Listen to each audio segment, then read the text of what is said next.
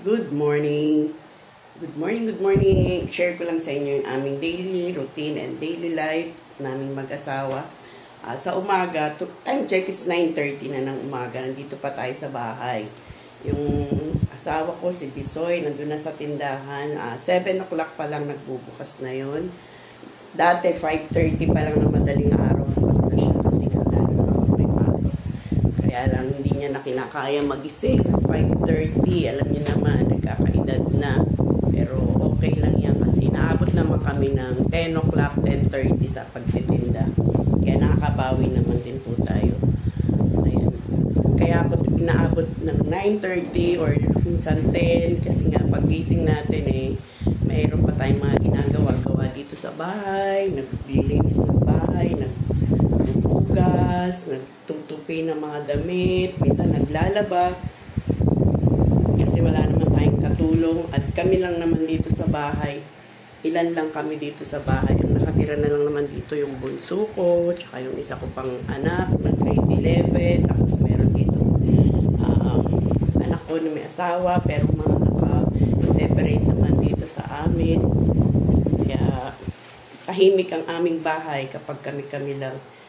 Gumugulo lang to kapag merong mga okasyon at dumadalaw yung aking mga apo. Punta na ako sa tindahan, guys. Yan yung bahay namin. Tahimik. Pagbaba mo dito, walang tao. Yan, nalinis ko na yung sala. Nakahugas na rin tayo ng mga pinggan. Wala namang batang nagkakalat kaya maayos yan. Meron pa tayong alagang pusa. Pinapatay ko lahat ng ilaw dito kapag umaalis ako. Kasi sayang ang kuryente. Ayan na guys yung aming bahay. Hanggang 4th floor yan. Mga motor na mga anak ko yan. Punta na tayo sa tindahan namin. Nilalakad ko lang naman yan. Malapit lang yung tindahan namin. Tatanggalin yan. Dito ayusin. Bago-bago pa man. Naglaba ka rin yan sa'yo, no? Buti yung winto na yung ulan, no? Walang tigil. Kaya yung daanan mo basa.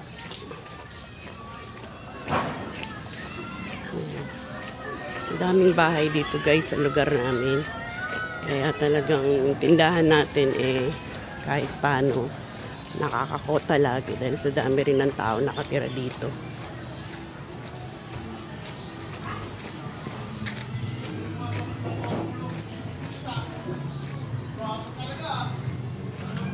Lalaki ng mga bahay. Tataasan ng bahay dito. Yan yung mga bahay. Malaki na pinagbago dito sa lugar namin. Mas gumanda. Taso. Guys, malapit na kami sa tindahan. Malapit na ako sa tindahan. Tapos nyo na yan. Kaya mo na, huwag na, kaya mo na. Mga dinadaanan ko guys, Skinita yan.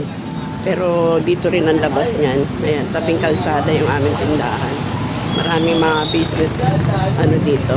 Commercial may potato corner. May shawarma shop. Merong pawn shop. Merong mga milk tea, ang dami. Tabi kami ng pawn shop. Meron kaming Xerox and laminate. And malapit kami sa malaking iglesia ni Cristo. Ayun. Dulo na niyan Commonwealth Road. At ayan si Alex, nakasimangot. Yan nakasimangot. Son! Ari ka nga. Bago ka mag-sitting pretty, make sure na maayos mo na. Ayan. Yan ang gawain ni Bisoy sa umaga. Siyang nauuna.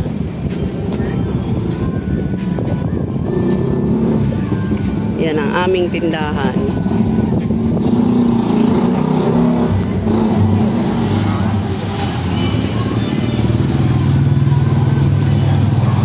dumating na ako, ang gagawin niya is mamamalengke na yan. Tapos magluluto. Minsan siya rin ang naglalaba kapag di ako nakapaglaba. Ganyan lang kami. Tulungan lang. Kapag hindi ko kaya maglaba, siya maglalaba. Siya rin yung naglilinis ng bahay. Tapos mamayang hapon, uuwi ako, papalitan niya ako. Ako naman ang magpapahinga. Tapos papahinga lang tayo ng mga 3 oras. Babalik na naman tayo dahil na hanggang 10:30 kami nakabukas. Sabay na kaming uuwi nun. Siya ang magsasarado ng aming tindahan. Ayan guys, ang aming daily routine dahil ang ating profile tayo ay naka-public na kaya open book na po ang aming buhay. Makikita nyo na po kung ano yung aming mga daily activities.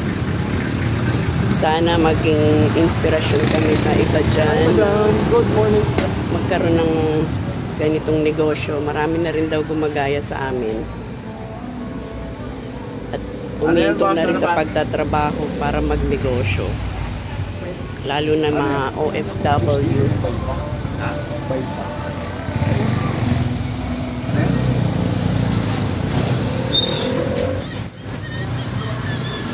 Paalam ka na, Bisoy.